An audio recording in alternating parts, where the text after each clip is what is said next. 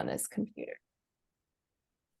Okay, welcome everybody. My name is Katie Cleesby, and this is your Wellness Wednesday with Brexpert. I'm the CEO and founder, and every Wednesday we have great topics where we bring in some experts in their field about health, wellness, recreation, sports. And today we have Brian Turnage, who's going to talk to us about mindset in the process and kind of some sports psychology topics. And I'll let you go ahead and take it away, Brian. All right. Well, thank you, Katie. I'm thrilled to be here. Katie and I linked up over LinkedIn just kind of by chance, and was really, really fascinated with the stuff that she's doing. And it's been a good introduction. I'm really thrilled to be here and share a little bit about mental performance, and then also really focus on how we can transition our mindset from focusing on the outcome, which is kind of what society has trained us to do, and transition that to focusing more on the process of how to get there and how the benefits of that in performance, but also just an overall general happiness per se. So I'm going to see if I can share let's see, share screen. There it is. Yep.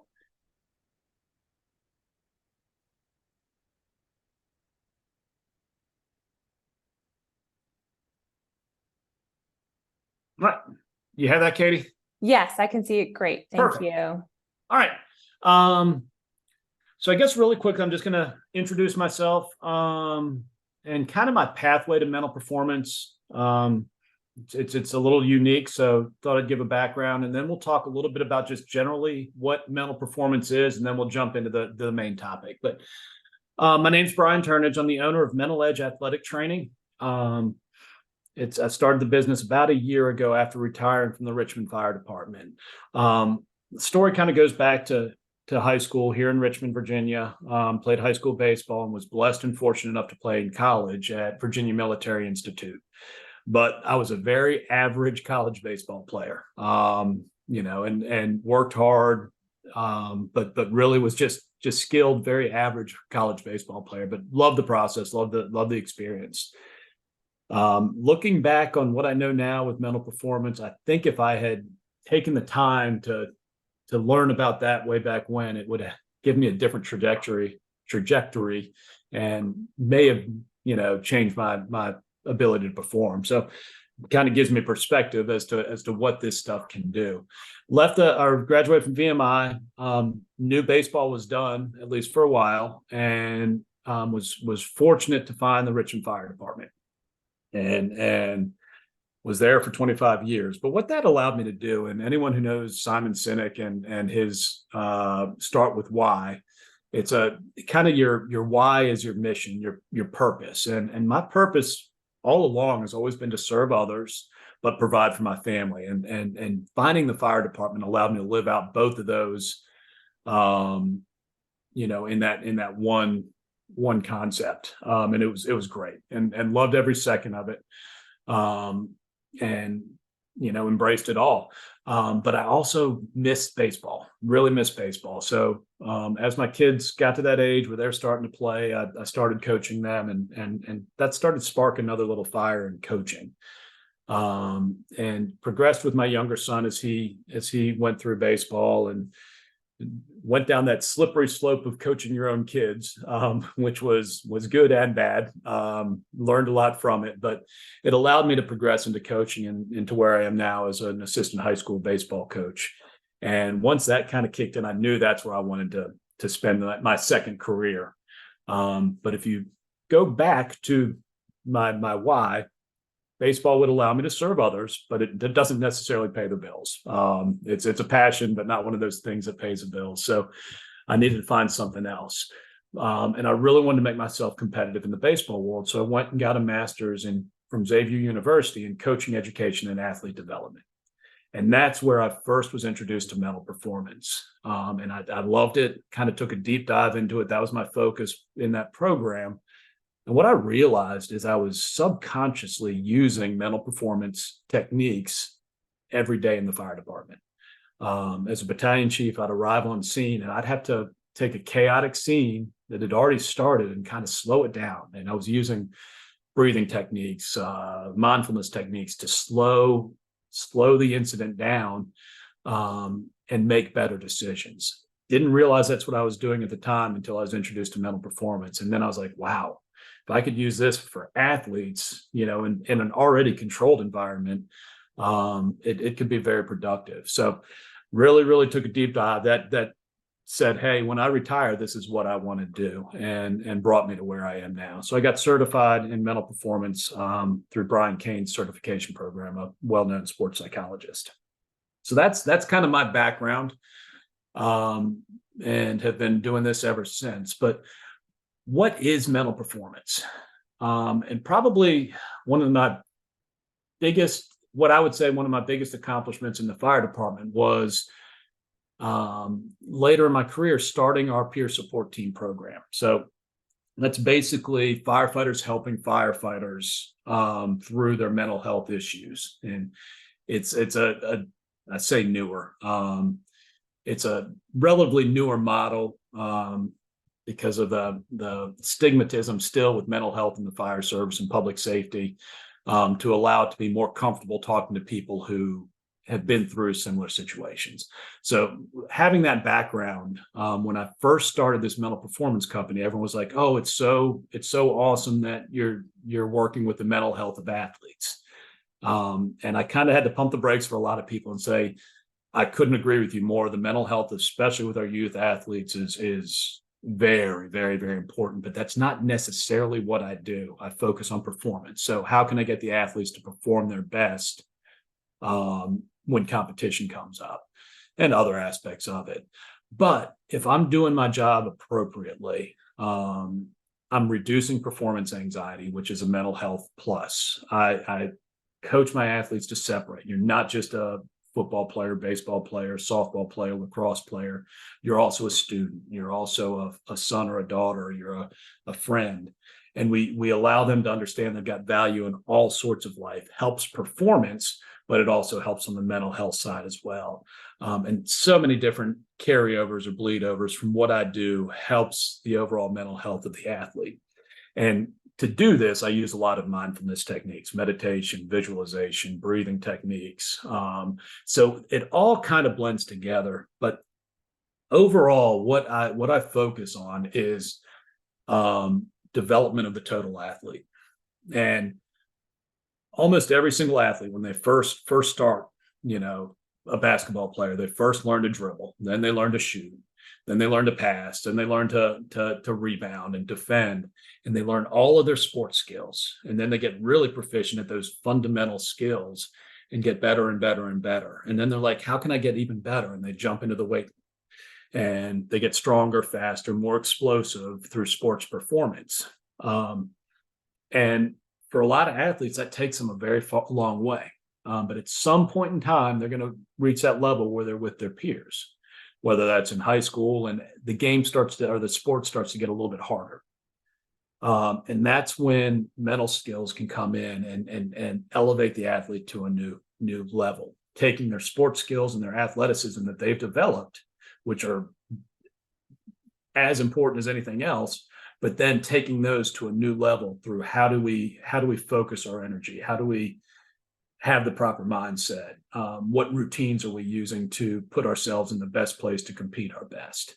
And that's what we do through mindset, through focus, awareness, routines, visualization, goal setting, all sorts of different things and tools to get the athlete to where they perform their best. So that's kind of a absolute Reader's Digest into mental performance and what it is. It's still relatively new.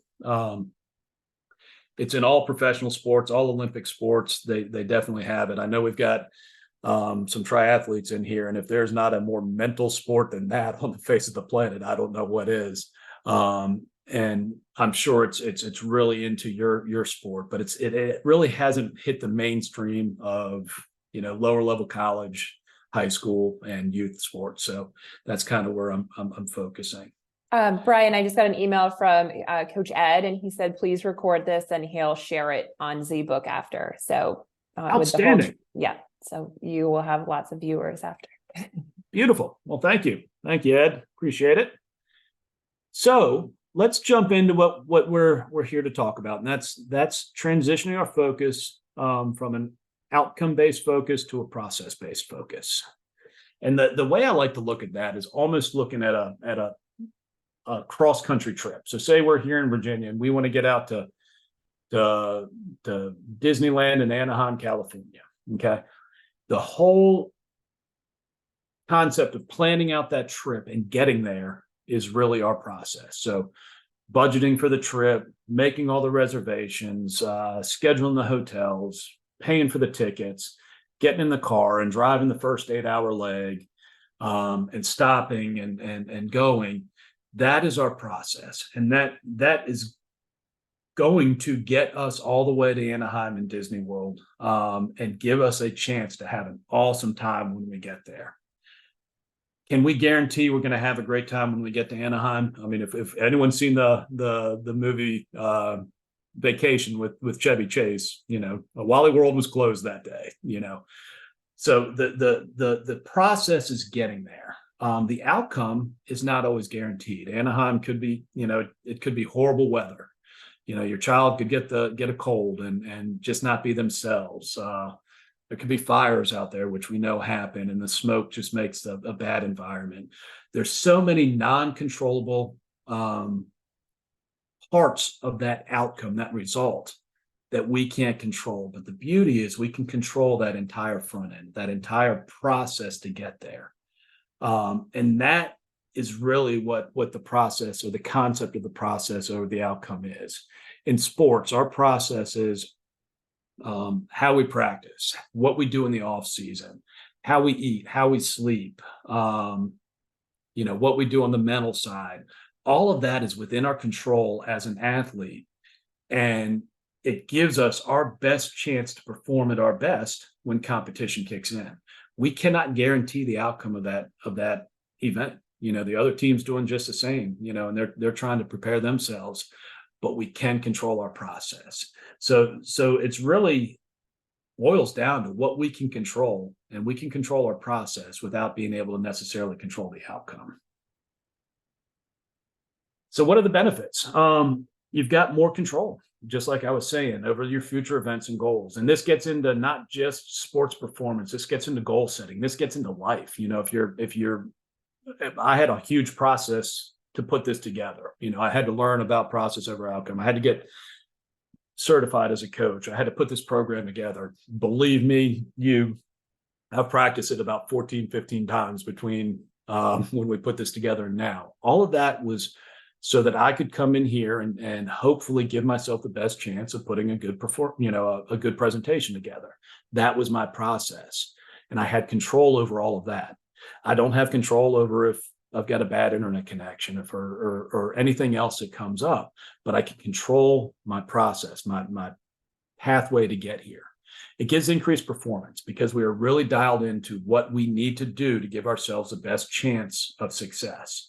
So if I'm focusing on my process, I'm focusing on what's making me better. That consistent 1% better every day is going to give me the best shot at maximizing my performance at the end. But if I'm just looking at the outcome, I'm not as focused on what I need to do to get better each day. So it's going to increase performance. More overall satisfaction about just living in the present moment. And we're going to talk about that in a second. And like I said, it just gives you your best chance for the outcome that you hope to have. If I want to lose 30 pounds in 6 months, just by staring at that, it's not going to happen. I've got to dive into what I got to do today and this week to make that happen. It's going to give me the best shot by focusing on that process. Talking to a lot of clinicians, especially when I was doing this in the fire department, that the concept of present moment always came up with them. And, it's not a science. If we're glancing back at our past, looking back at memories, that's a great thing to do. Learning from mistakes, that's a great thing to do. But if we are constantly looking in the past, looking back at what ifs or I wish I'd done's, we set ourselves up to be depressed. It just lends itself to that life. in the opposite end, if we're always looking to the future, I'm going to be busy next week. I can't believe I got to do this. I can't believe I've got to do that. I've got to, pass this class. I've got to get that promotion. It sets us up to live a life of anxiety. Okay.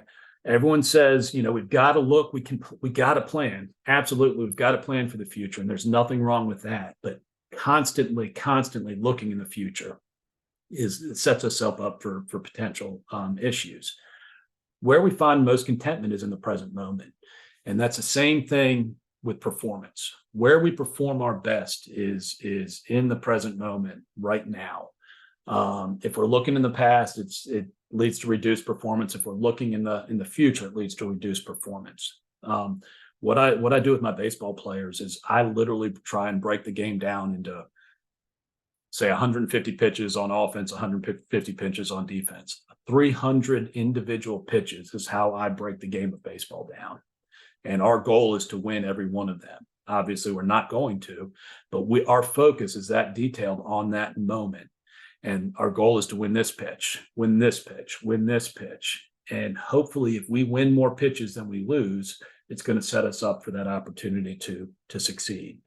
I'm sure in the triathlon world, if you break that race down into segments, a 30-meter swim, 30 meters, 30 meters, 30 meters. That's a present moment focus. That's really focusing on your process in the moment, not the end of the race, your process in the moment. And that's where peak performance lies. Probably one of the best examples I've got of this is a story about a Navy SEAL. He's moving up through the ranks, doing everything right, training. His missions were very successful, but he had a absolute barrier to heights. Okay. And his goal was to get on SEAL Team 6, which is the elite SEAL team, but he had a crippling fear of heights. And that doesn't bode well in that line of work. So he said, I'm gonna attack this head on. So he hired a climbing coach and worked with the climbing coach, started to feel more comfortable. So they say, okay, kind of our graduation is we're gonna climb this sheer cliff wall right here. And it was a significant height. So the instructor climbs it, starts setting anchors, and the Navy SEAL starts after him and starts climbing, doing great. All of a sudden, gets about to the midway point and looks down, looks to his left, looks to his right, and becomes crippled and literally paralyzed with fear. And it holds on, comes close to that wall, and just sits there. And he basically calls out, help to his instructor. Hey, coach, I need help. I'm stuck. And the coach says, you're going to have to help yourself. I can't help you. But what you've got to do is focus, basically have a 3-foot focus, the 3 feet between your next hand hold and your next foot hold. And then when you get that set, you need to have another 3-foot focus on your next hand hold, your next foot hold. Don't look up, don't look down. Look straight ahead to your next 3-foot footholds. You do that 40 times, you're through this. And that focus on the moment without looking up, looking into the future, or looking into the past got him through that climb. And that breaks the concept of process over outcome or results down to its most basic form. So how do we do this? We've got it, well, not totally how we do it yet, but we've got to really focus on building the appropriate process. And a great way of looking at this is just 2 boxers. It's just a one-on-one sport. And it kind of creates it. So these boxers are evenly matched. They've got 12 weeks before their next fight. So they're going in their training camp. And one boxer, they both have the right mindset. And we're going to focus on our process. We're going to really focus on our preparation so that we're ready for competition. Boxer 1 builds out their process, their training camp. They're going to lift an hour every day for 5 days a week. They're going to sprint 3 times a week. They're going to spar 6 times a week. They're going to visualize a match 6 times a week. And they're going to follow a strict 2,500 calorie diet. So that's the process built out by boxer number 1. Boxer number 2 is going to lift a couple of days a week. They're going to run a couple miles a week. They're going to spar a couple of days a week. They're not going to visualize, and they're just going to do a crash diet before the fight. So if you just look at processes, which boxer is going to give themselves a better chance to succeed? Boxer 1 will, okay, because their process is more detailed. It's more structured. It's more disciplined. It's more intense. But there is a key to this, and it's also consistency. Okay, so if boxer 1 is going to struggle doing this routine every week for that 12-week period, just because it's a more intense routine, a more intense process, doesn't necessarily guarantee the success. If they're going to be really diligent the first 2 weeks and then get tired and slack week 3, 4, and 5, and then get back to remotivated week 6, but slack and have that up and down, up and down, up and down. Whereas boxer number 2 is just going to stay the path and be very consistent. Maybe boxer number 2 has the best process. But the point is, we've got to identify what our process is that's going to give us the best chance to succeed. And we're going to talk about an 80-20 rule here in a minute that's going to tie into that. But again, it comes down to consistency. You know, that concept of 1% every day. Let's get a little bit better every day. Really comes into play in peak performance. And consistency is really that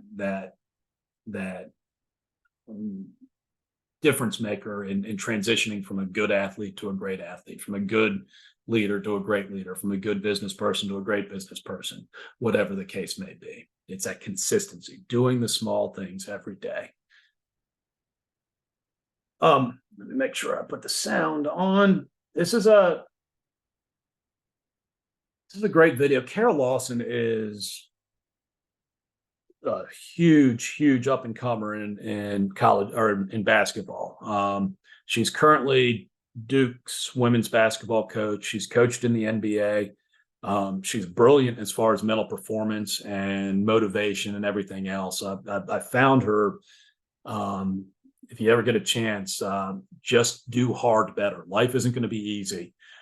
She talks about, instead of trying to make life easy, let's focus on doing hard better. And it's a great little video that kind of led me to her, but really powerful in her motivation and her mental performance. But she's talking about Jason Tatum, who's an elite basketball player, plays for the Celtics, or played for the Celtics at the time, and his trajectory and how he's gotten so good. It's just his consistency. Every day I'm going to do the same thing, regardless of whether I'm doing great or whether I'm doing poor.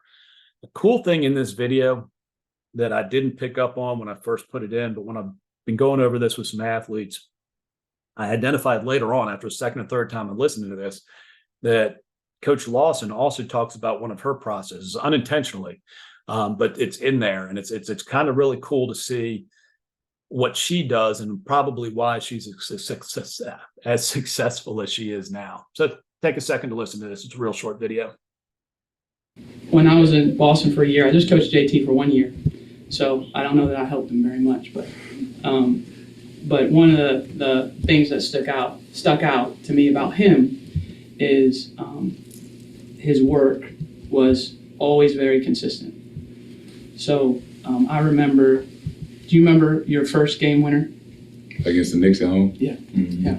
So we're playing the Knicks at home, and there's not much time left. I don't know, it was under 10 for sure, maybe under 5. It was like 3 quarters. Yeah. Tatum is the guy. Against Barrett, 3 seconds, the 3, got it. Jason Tatum with 1.3 to go. It didn't change what he did every day, like he worked. You might remember this game too. It was like 2 or 3 weeks after that. We're playing the Mavericks at home. He goes 1 for 18. 2 for 18. 2 for 18. He goes 2 for 18. And we won still. We still won the game, but, it was one of his worst nights.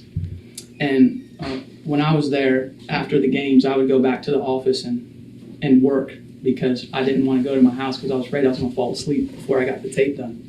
So I'm back in the office by myself, nobody's in there, and I hear the ball bouncing. My office didn't overlook the court, but I hear the ball bouncing. And I'm like, it's like 1 a.m, you know. Who is over there bouncing the ball? I go around the corner, I look down, he's down there shooting. Because the work's consistent. It doesn't matter if you hit a game winner or you go 2 for 18, right? It stays the same. So there's no secret as to why he's on the path that he's on, that he's on the trajectory that he's on his way to being the best player in the world. It's because he always works. Regardless of result, regardless of outcome, regardless of how well he plays, how well he doesn't play, it stays the same. And so if you take one thing about how to get where he is at his level, that's it. That's the secret, is be consistent with what you do. So that just is kind of explanation of the importance of consistency, building a process that you can stick with day in, day out, day in, day out.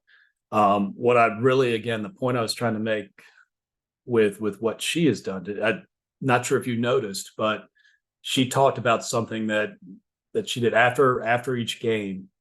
You know, it's in Boston, so probably a 7:30 game, 8:30, 9:30, 10 o'clock, it's probably over. She doesn't go home. She goes right to her office and starts going over game film and preparing and analyzing game film, probably preparing practice plans for the next day. Because she's afraid if she goes home, she's going to fall asleep. That's part of her process as well. It was 1 o'clock in the morning and she was still there to watch Jason Tatum practice. And I think that's almost more powerful and more of a testament to consistency and process-based thinking than what Jason Tatum does. And that's why she is as successful as she is as well. I just thought that's a really cool addition to that point. The 80-20 rule, which I talked about before.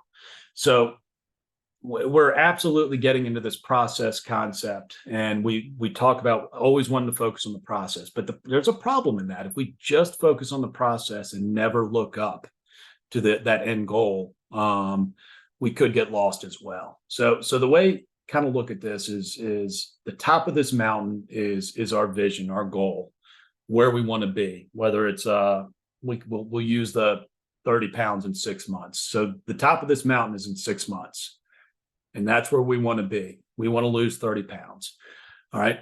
What we've got to do is reverse engineer those 6 months back to individual chunks. What I want to do this week, and break this week down into what I want to do today, or what I need to do today to give myself the best chance of getting there to the top of that mountain, to those 30 pounds. And that becomes our process. What I've got to do today, I've got to eat under 2,000 calories. I've got to exercise. I've got to walk. I've got to drink a lot of water. All those things, I got to sleep, are part of our process of what we've got to do to get to that goal in 6 months. But if we just focus on that day-to-day task and never look up at that goal, never measure the progress of our process, by getting on a scale once a week, we might realize, hey, we're on trajectory to only lose 20 pounds. So then we've got to adjust our process.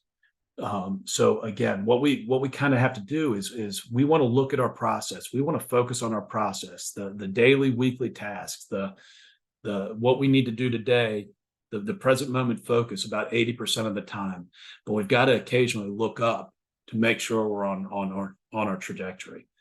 If we were just solely to look up at this mountain the entire time, we might walk into obstacles. We're going to walk into boulders. The path is going to change, and we're going to stay straight and have to readjust and come back. But if we're always looking down, the path might take us in the wrong direction. So it's that balance that we've got to focus primarily on our process, but occasionally look up to make sure we're staying on track. Two of the greatest coaches, and just like coaching, mental performance, we pull a lot of stuff from others. And Nick Saban is head coach at Alabama, probably the best current college football coach. My son is at University of Tennessee, and if he heard me say this, he'd punch me square in the nose. But Nick Saban is as good as they get. And just as this is his mindset, this is their team's focus. Don't think about winning the SEC championship. Don't think about the national championship. Think about what you needed to do in this drill, on this play, in this moment. That's the process. Let's think about what we can do today, the task at hand. That is a process-based mindset. What can we do today to give ourselves the best chance of success in the future? John Wooden, one of the best books I've ever read on leadership is Wooden's Pyramid of Success. Highly recommend it. But this guy coached UCLA late 60s, early 70s. There was a 16-year period that he coached. But there's a 12-year period that in those 12 years, he won 10 national championships. He had 4 perfect 30-0 seasons.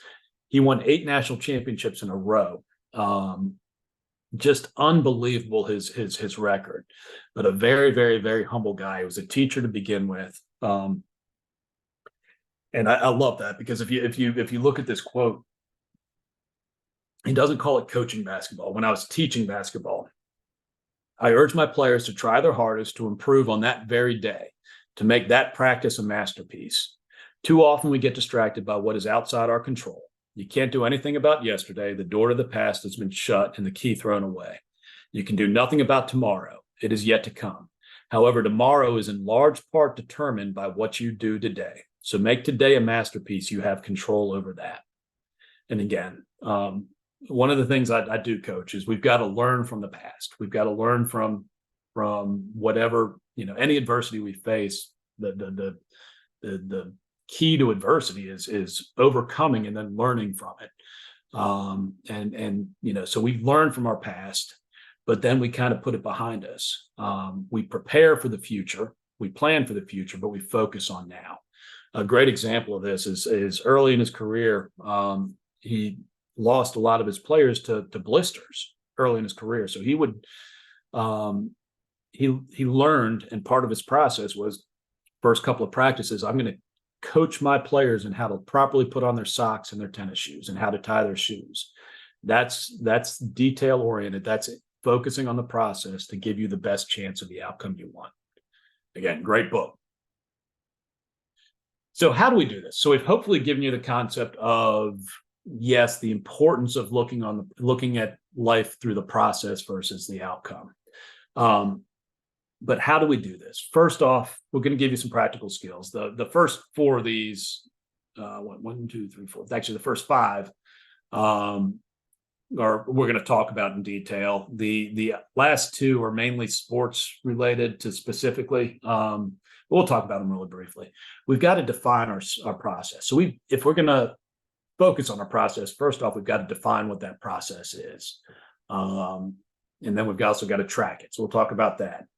We're going to identify skills to do this. So what I coach my athletes is to basically identify 3 areas of focus that you want to focus, or up to 3 that you want to focus on for your performance, for your game, or for your practice. You can do this, for this presentation, I want to focus on these 3 things. For this board meeting, I want to focus on these 3 things.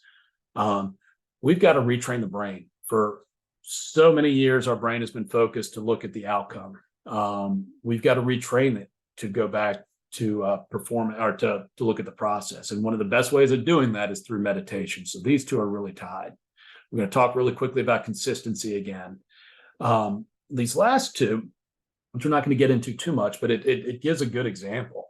Identify ways to measure the process as opposed to always measuring the result. And the best example I can give is baseball and batting average. Batting average is basically your percentage of hits to the number of at-bats you've had. But if you look at that stat, I could get up there, I could do everything right. I could time a pitcher up, I could hit it on the barrel, hit it as hard as I can, 100+ miles an hour off the bat, and the center fielder makes a diving catch and I'm out. So according to that stat, I failed, but I did everything right. My process was perfect. I did everything right. The next at bat, I come up, I'm not on time, hit the ball off the handle. It goes 13 feet into the grass and right in between the pitcher, third baseman, and catcher, and they all run into each other and I get a base hit. Did everything wrong, but I succeeded in that stat. So what we want to do is identify process-based metrics. And you might have to be creative in whatever you're doing, but a process-based metrics or evaluation tool is going to help you out. Baseball's developed quality at bats, and I can control every piece of that statistic. Whereas I can't control the outcome of my hits. And then another great tool is just listing out what you can and cannot control. I'm a firm believer, if you just keep things in your head, it's still really nebulous. If you write it down, it cements it. So if you write down on a list of paper on the left everything that you can control your attitude, your effort, your appearance, your personal performance, your processes, your preparation, your energy, your effort. You can control all of that. On the right side of the sheet, everything that you can't control. So what your boss is doing, the direction that he or she's taking the company, the attitude of your peers at work, in sport, the weather, you can't control that. You can't control the other team that you're playing. All these things become uncontrollable. But when you write it down, it allows you to just say, almost forget about this side and just focus on that left side. And that's the power of just writing what you can control versus what you can't control. So first off, if we're going to start focusing on a process, we've got to define that process. We've got to write down what our process is. So if we're looking to lose 30 pounds in 6 months or whatever the case may be, we've got to reverse engineer from that top goal 6 months down the road to what I need to do today or what I need to do every day to achieve that goal, and then write it down to include, okay, I need to keep my caloric intake under 2,000 calories. I need to work out, 45 minutes a day. I need to walk instead of, whenever I can. I need to take the stairs. I need to drink this amount of water. I need to sleep. All the things that you need to do, write it down, okay? And map it out. Every end of every week, I'm gonna weigh myself. That's your looking up. You're 20% of the time you're gonna look up at that end goal, by evaluating where you are. You're evaluating your process. And then you write what you've got to do every day. So today I've got to do this, tomorrow I've got to do this, tomorrow I've got to do this, and then you track it. I'm going to be honest with you, I'm a huge fan of keeping it simple. I literally just use a to-do list for most of this, a little app on my phone that allows me to write down what I need to do today. But there is motivation in those little wins of being able to check something off and saying, I did it. I did this today. I did this today. I did this today. I did everything I was supposed to today. That's a win. And that win gives you motivation. And you try to win today, and it gives you motivation to try and win tomorrow and try and win the next day. And if you lose that next day, you refocus and go after the following day. And your hope is you're going to win more days than you lose. And then that consistency is going to turn into a routine. And our hope is then that routine is going to turn into a habit. And habits are where excellence comes from. If we create those positive habits, which is our process, our outcomes are going to be where we want them to be most of the time. Okay, but we've got to track it. So you've got to define your process, and then build a way of tracking it in order to focus on it. I love this one, and this is one I use with my athletes all the time. So I've got most of my athletes are journaling. Great tool. Highly recommend it. But they journal their practices. They journal their games. It allows them to track. The other benefit it gives is it allows them to separate. You're not just, as soon as you're done with that game, you can close the book and you don't have to worry about it until the next one. That's a huge, back to that mental health side. But one of the things I have them journal is before every game, before every practice, let's create up to 3 intentions for that practice or that game. And what it does is it allows them to focus more directly on what they want to accomplish. If you think about it, our present moment brain is called the working memory, and it's a very small portion of our brain. And that's why we can't focus on multiple things at one time. My wife can. She can focus on 20 things at once. I can barely get through one. But our working memory is really small. So what creating these areas of intention or intentions for your day. And you can do this in life. You can, or for a board meeting. I want to do X, Y, and Z for this board meeting. That's what I want to focus on. Today, when I wake up, I want to focus on these 3 things today. So you can do it all over, but in sport, we want to focus on these 3 things. What it does is it kind of creates a door in that working memory. So if it's not one of those intentions that we've already talked about, the door is going to stay closed. But if it is one of those 3 intentions, that door will open and allow that thought to come in. I just heard this the other day, but it applies so well to this. And kind of the thought on this is, I want you to think to, in your daily driving today or yesterday, tell me how many red cars you saw. And I mean, definitively, you can say that was a red car and I saw it here. Chances are you're not going to be able to tell me many. Okay. But if I tell you today, between now and tomorrow at this time, every time you drive, I want you to identify the red cars that you see. Because you did it on the front end, it becomes an intention. It becomes a focus. You're more likely to see those red cars. Same thing of we're more likely to achieve our intentions if we focus on them on the front end. So that's kind of the value of that skill. What I ask my athletes to do is I want you to get 1 skill specific and then 2 more mental performance team-based intentions. So like in soccer, I want to focus on striking the ball clean and towards a specific quadrant of the goal. That's my work intention or my skill intention. I want to be positive with my teammates throughout the game, and I want to focus on executing my role. So again, those are the 3 areas of intention for a soccer player. Again, you can do it in a boardroom. I want to make sure we stay on schedule throughout. I want to have a positive energy throughout this meeting, and I want to limit negativity among the attendees. Those are your 3 intentions. And if you identify those on the front end, it's going to help you throughout that meeting. And that helps us follow that process, because most of these intentions are going to be process based.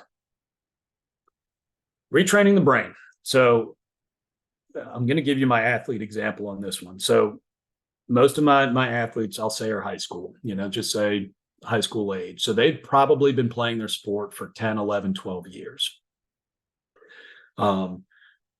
In that 10, 11, 12 years, they've been programmed to focus on that end result, to focus on the win and loss, to focus on their statistics every single time they step on the field. And this isn't an argument on whether we should put scoreboards for youth sports. I actually believe we should, because we do need to learn the concept of winning and losing. But if we focus on the process, we can find wins even in losses. So I think it's how us as coaches present winning and losing at a young age is where the value comes in. But another subject. But what happens is I've been working with an athlete, or an athlete's been trained and programmed to focus on the result, the outcome, for 10, 11, 12 years. I sit down and start working with them over a 3-month period, and we make great strides, great results. We're doing a lot with mindset. Everything's working well. They're ready for the season. And then all of a sudden they face adversity early in the season. They're not playing well. Their performance is not matching their preparation. Things aren't going well, which is part of sports. But what's going to happen with that athlete? Are they going to go back to the 3 months that we've been talking and all the things that we've been going over? Or are they most likely going to go back to the 10, 11, 12 years of programming that society, their coaches themselves have created? Most likely they're going to go back to that 10, 11, 12 years of training or programming.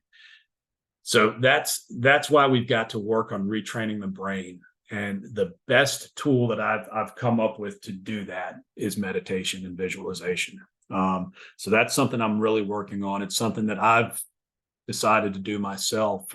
I think I've meditated every day for the past 4 months and seen so much of a change. But how it applies to that specific target, and there's so many benefits of meditation, but one of the benefits is it trains the brain to focus its mind where we want it to focus.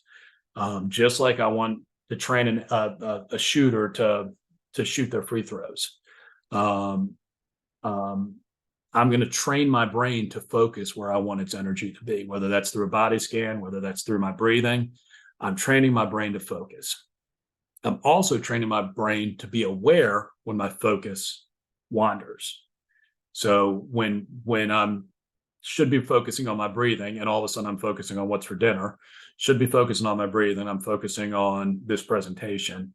My mind is saying, hey, Brian, let's get back to focusing on the breathing. So we are systematically training our brain to put our focus where we want it. That if we do that over those 3-month period, and I say, let's focus on meditation and that training program every day for those 3 months, that's 90 days, 10 minutes, 900 minutes of training that athlete now has. Let's go back to that example of starting the season and things go bad and they're not focusing on their process, they're not focusing on, or they're focusing on their outcome. Now they've got those 900 minutes of training that says, hey, we're not focusing our energy in the right spot. Let's redirect it back to our process and continue to grind through this. That's where the value of meditation comes in staying in the process and retraining our brain to create that focus on the process, not the result. Finally, just being consistent in your routines and habits, building a process that you can stick with every single day in and out. That focus on the small little gains is unbelievable. And I'll give you one final example. When I started with coaching my high school team, I went up to this past season after getting into mental performance. I'm like, I want to make sure I coach mental performance with our team. So I talked to the head coach and I'm like, Coach, can I get a little bit of time to focus on mental performance? He said, absolutely. I was expecting, hey, maybe we'll get for the first week of practice, we'll get 30 minutes at the end of practice and I can talk to him and kind of do that. He said, I'm going to give you 5 minutes at the beginning of practice, every single practice. I'm like, wow. At first I was like, 5 minutes isn't much. What am I going to do? It built. And what happened is we started, it turned into, we would show up at away games, go into someone else's field. They're out there warming up. We're going to walk our entire team into the outfield and we lay down and breathe for 3 minutes. We look like morons, but we were getting ourselves prepared through mindfulness techniques and breathing. And then we talk about some sort of mental performance skill for about 2 or 3 or 4 minutes. The consistency of doing that every single day, every single practice, every single game, over 109-10 times we were together, created the most resilient, mentally tough, mentally resilient teams I've ever been around. I've been around the game of baseball, whether playing or coaching, for 45 years. Never been around a team like this. Those small little incremental nuggets translated. That's the power of consistency. Is just building something that you can do regularly every single day will get you in line to receive or achieve the outcomes that you're looking for. World lost Kobe Bryant way too early because I think he was going to be much more than a basketball player. That gentleman understood performance, understood leadership more than anyone I could come up with. The mindset isn't about seeking a result. It's more about the process of getting to that result. It's about the journey and the approach. It's a way of life. I do think that it's important in all endeavors to have that mentality. Okay. And if you look at some of his stuff, he absolutely loved the process of preparation, training, practices more than he liked competing in games. And he says that's where he won most of his games, is in his training and process and preparation. That kind of covers it. I absolutely appreciate you, Katie, for letting me come out here and do this. I love it. QR code, if you want to scan that, takes you to my website and you can get email, and my phone number's on there, and anything else you want, please feel free to email me, ask me questions. And if anyone has any now, we can answer them. Okay, awesome. Thank you so much. That was just great information, quality, just nuggets about the process, the mindfulness, living in the, making those decisions in the moment to get you there. The whole time I'm thinking about this upcoming Ironman on Sunday, and this will be my second, and I've had tough training. But so much of, on Team Z, Ed is really great with those training plans, and we print them out and I check them off every day. It makes you feel like you're getting closer. Do you feel like you succeeded when you were able to check off every little bit? Is that a huge win for you? And that's what motivates you for the next day. And that's what it's all about. Right. And it's funny because my husband was training for a 50K. He just did it 2 weeks ago. But prior to that, I encouraged him to find a training plan, print it out. He's like, I don't need it. And then he was lost for like the first month. Like you said, it was all up here. And I said, Jeff, you've got to print it out and check it off. And he started doing that. And then he started being more consistent. So even when you think you don't need it, I think it's important. And then I was thinking about moments, right? I remember I did the 120 last year, and I got to this point where I thought I was going to have to quit. And it was at like 90. And I stopped under a tree. And I remember in that moment, I thought, what do I need right now? Like, what do I have on me? Do I need water? Do I need a sip of Gatorade? Do I have another granola bar? I have a couple more salt pills, like, and just checking in, and not being so focused on that end 120. Oh my gosh, I'm never going to make it. So I think so much of like being an athlete and whatever it is in the game, not thinking about the ending, but the process getting there. And that segmentation is huge. And if, I'm sure just my little knowledge of endurance sports, I'm focusing on this mile now. And in your moment, what do I need now to get me to that next mile? And that's all you were probably doing is just, I want to get through this little segment and then we'll see what happens next. And that's staying in the present. That's awesome. Oh yeah. I mean, even from our planning, like on Saturday, we'll get these bags for the Ironman, and you have these different special needs bags, they call them, and it breaks it down. So you get a special needs bag for the swim and the bike and the run, and you have to break down the nutrition, and and the nutrition is a huge part of it too. And absolutely. Ed sets us up with a nutritionist, and she breaks it down like every 15 minutes, you should be having a drink of water. I have another friend who's a coach, and he literally writes his whole plan out for the bike, the run, he laminates it and then he tapes it to his bike. So he has he can see when your brain starts to go from all the carbs and working out for 15 hours, you just like, okay, I'm supposed to do this now. I'm supposed to do this now. And like you said, it's that process instead of being like, oh my God, I have so many miles to cover in the next like 12 to 15 hours. Yeah, absolutely. I've got a great slide of Michael Phelps, and it's actually his opponent in one of the either Olympics or World Championship. But they map that just like we did. You're talking about. They map that out every stroke, and they train for that race for 8 months or so. And the picture shows Michael Phelps' opponent while swimming, looking at Michael Phelps to see where he is. And I can promise you, nowhere in his training regimen was to look at where your opponent is. It's all about this stroke, I'm doing this. He just lost focus, and losing focus from the task in hand is part of, what kind of leads us to potentially fail at sport. So it's a barrier. Yeah. I mean, the other guy I thought of, he's got a quote, who's the fastest man in the world. Is it Usain Bolt? Yes. He has a quote out there that said, I trained for 4 years or two or 4 years to run for 8 seconds or something like that. And that's humbling. Humbling.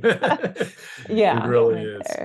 But I think there's so many topics to cover moving forward too, those tough moments when you're in the race, when you're struggling, like just techniques and the meditation, the breathing, little tips and tricks and strategies when we're stuck. And it is, and we talk about endurance too, like it's a long road. Like we all started training end of February, beginning of March to get to this point on Sunday. And life happens. And so what do you Yep. do there to keep your mind strong when you have outside things week after week after week after days after day, Yep. especially, you know, when it hit August and September and you're so tired of these long things, but you have to keep going. What's your why, right? All these coaching Yep. techniques. So I love to see Well- like topics like that eventually. One of the things I talk about is with my athletes, is controlling that narrative in our head. And if we don't push what we want that narrative to be, something's going to jump in there. And it's typically, it's going to be, well, life is getting in the way. Life is getting in the way. Through your self-talk, your body language, where you focus your energy, you can push the positivity back in there. We can control our mindset. It's just, we've got to be disciplined in doing it. And self-talk is probably the best way of doing that. But that's a great point. How do we talk to ourselves appropriately? Yeah. And I love your list too, the things you can control and can't control. I'm somebody who struggles with the controllables because Me too. I'm a leader. I just want to control everything. And yeah. Me too. So on Sunday, I think on Saturday, I'm going to make a list of the things I can control, on Sunday that things I can't control, like the water temperature and the currents, Absolutely. but I can Yep. control my mind and calming down. And, It's ironic you say that. You're going to Cozumel. We just came back from our 25th anniversary. We took a cruise and we were in Cozumel and drove around, and they talked about the Ironman that was coming up in the next couple of weeks. And they showed us where y'all are swimming, and it's beautiful, absolutely beautiful, but it's some choppy water too. So oh boy. be safe. Be Hang on safe. a second. I'm going to stop this recording.